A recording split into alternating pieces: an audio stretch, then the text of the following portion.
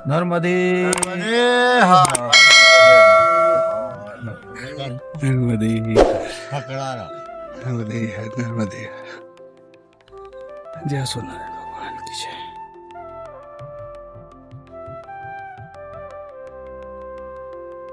नर्मदे हर नर्मदे हर।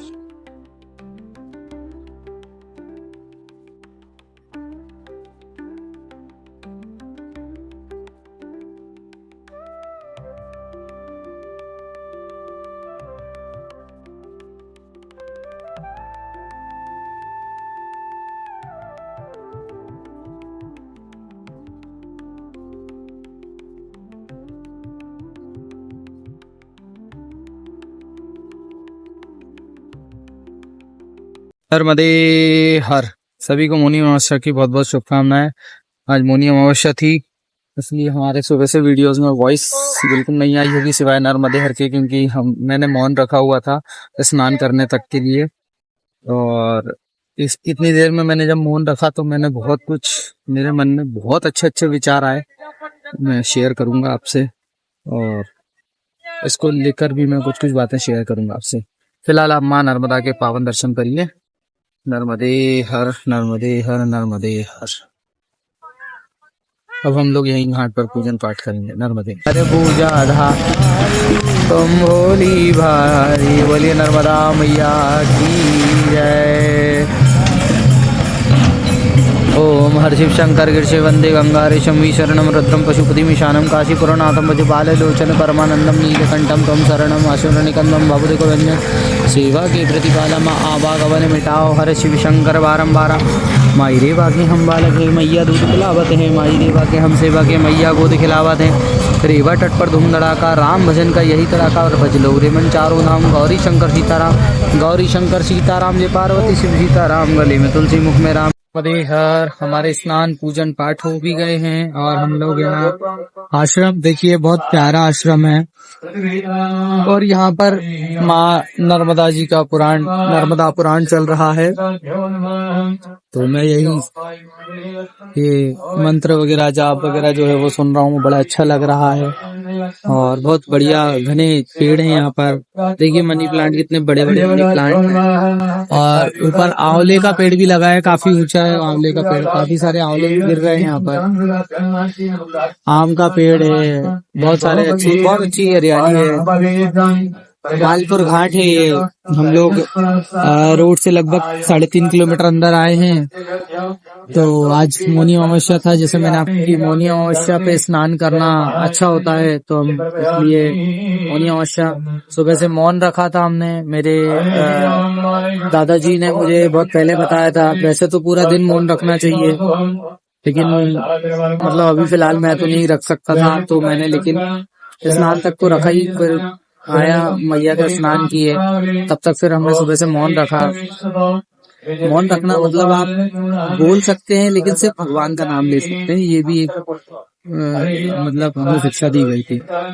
दूसरी चीज, आज मैंने एक चीज और, इतने देर मौन रखा तो जनरली बताऊं तो मैंने एक चीज और नोटिस की कि हमें डेली सुबह एक आदत बनानी चाहिए, जो मतलब मैं करने वाला हूँ, इसलिए मैं आपसे शेयर कर रहा हूँ कि कोशिश करूंगा धीरे धीरे, एकदम से कोई भी चीज नहीं आती है कि मैं पहले हफ्ते में 3 दिन कर पाऊँ, करूंगा 7 ही दिन, 3 दिन सक्सेसफुल रहूंगा, फिर धीरे से 4 दिन, ऐसे करते करते 1-2 महीने में ही आदत हो जाएगी कि मैं सुबह उठूं और मौन रहूं।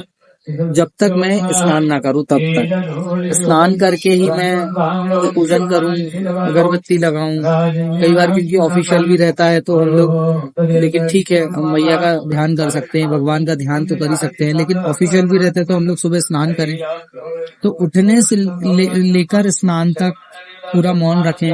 और अगर इस बीच में कुछ बोल तो भगवान का ही नाम लें।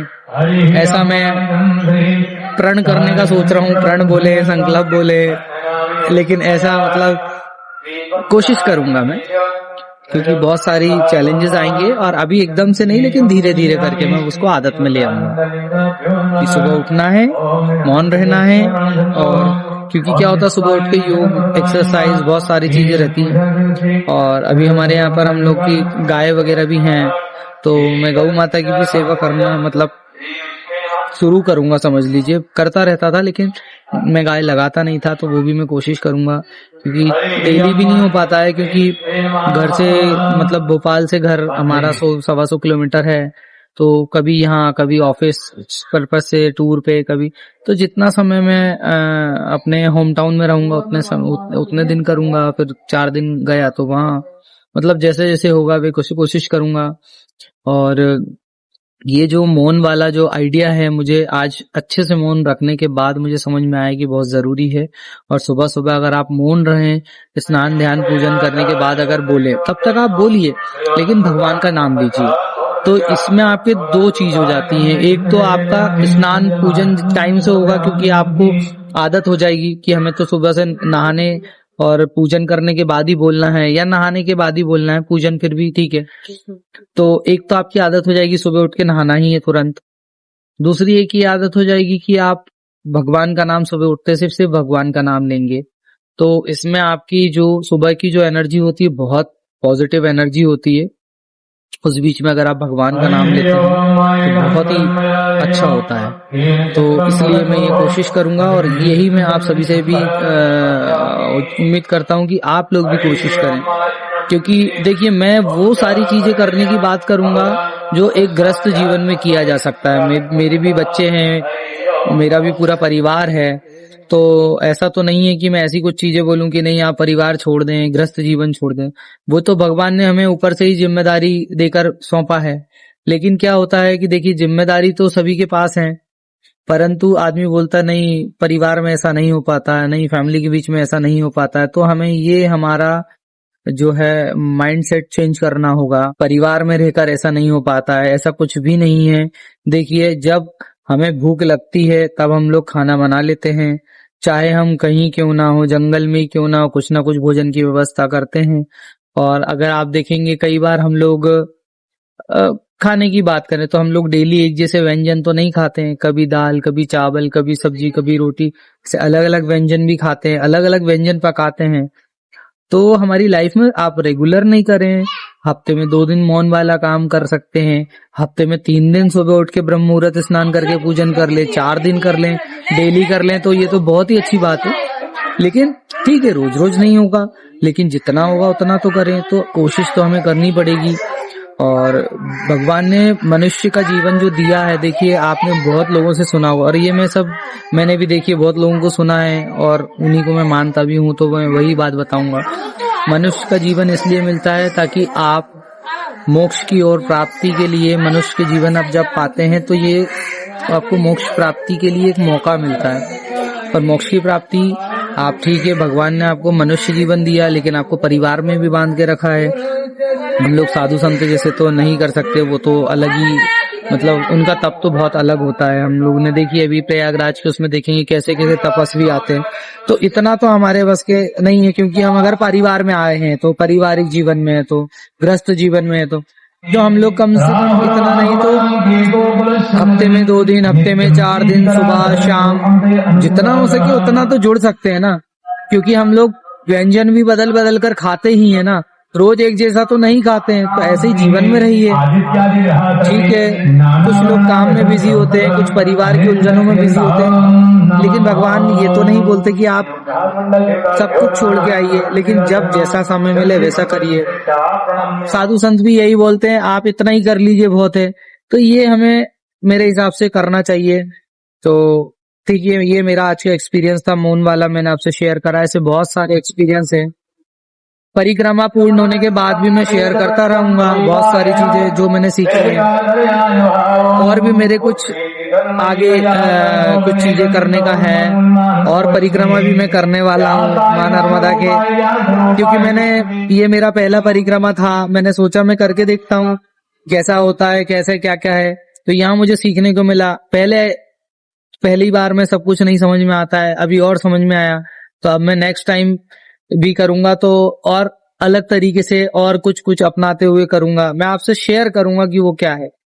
देखिए, कोई भी तपस्या एकदम से नहीं होती, कोई भी तपस्या में एकदम से मन नहीं लगता। मां नर्मदा परिक्रमा भी बहुत ऐसा ही आप समझ के चलिए, एक तपस्या है, एक पूजन है। एकदम से जैसा हम लोग पहले तो पता ही नहीं होता कैसा होने वाला, रास्ते कैसे हैं, क्या खाना है, कैसे रहना है, कैसे चलना है, क्या मैया की लीला देखने को मिलेगी। तो ये पहली बार में मुझे समझ में आया। तो मैं आपका ये पूरा जो मेरा परिक्रमा का सार है वो शेयर करूंगा। नेक्स्ट मैं कैसे चाह रहा हूँ वो मैं शेयर करूंगा, ताकि और मैया से और कनेक्ट हो पाए। तो चलिए, अब हम लोग यहाँ पर आश्रम में भजन पूजन चल रहे हैं, यहाँ नर्मदा पुराण चल रहा है, थोड़ा पूजन भजन करेंगे और फिर भोजन प्रसादी लेकर आगे प्रस्थान करेंगे।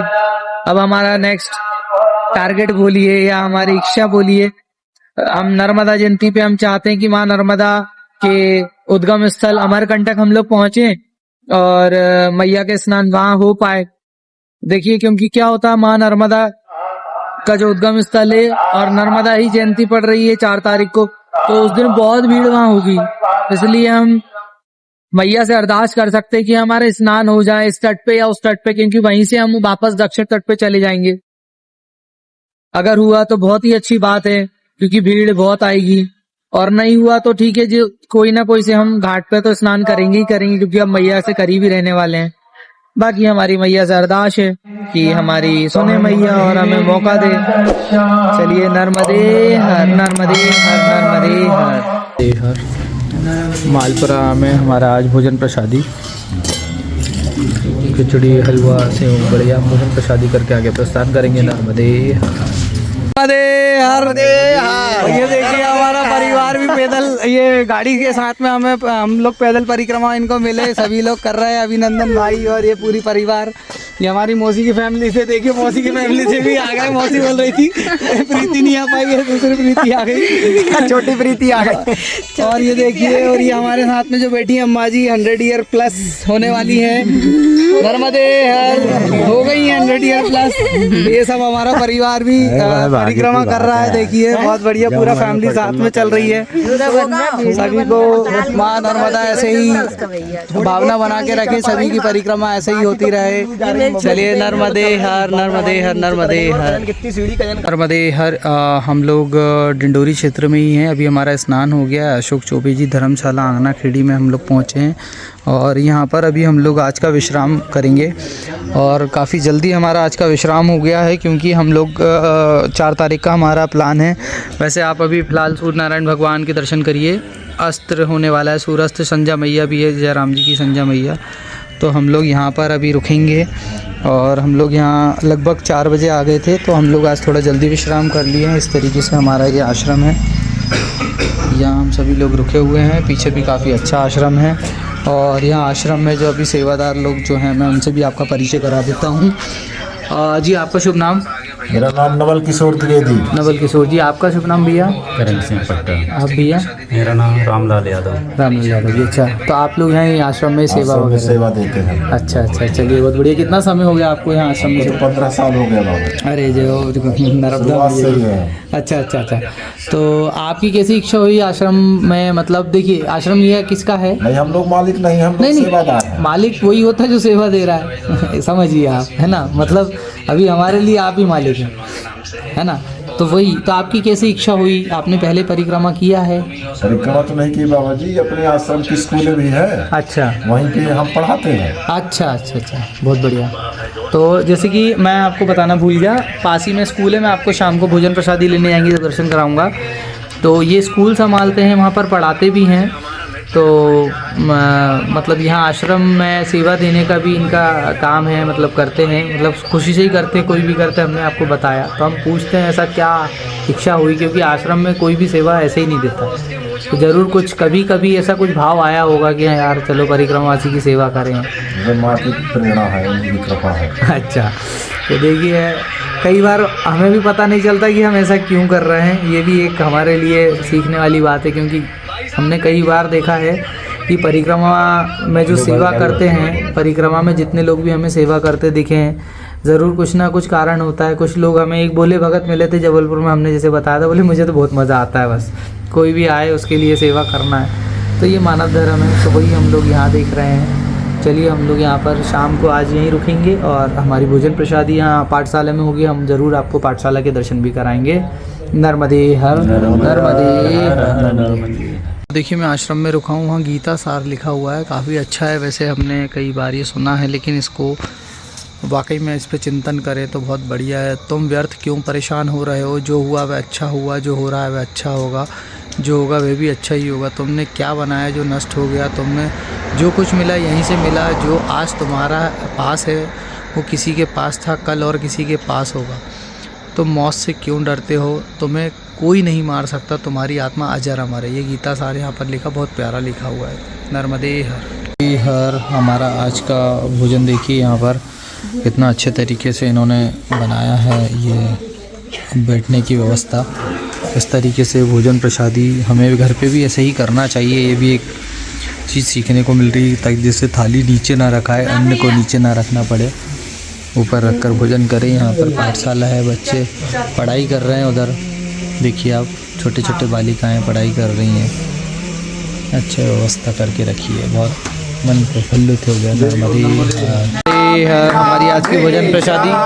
इसके बाद में हम लोग विश्राम करेंगे भोजन प्रसादी करने के बाद। चलिए सभी को नर्मदे हर, नर्मदे हर।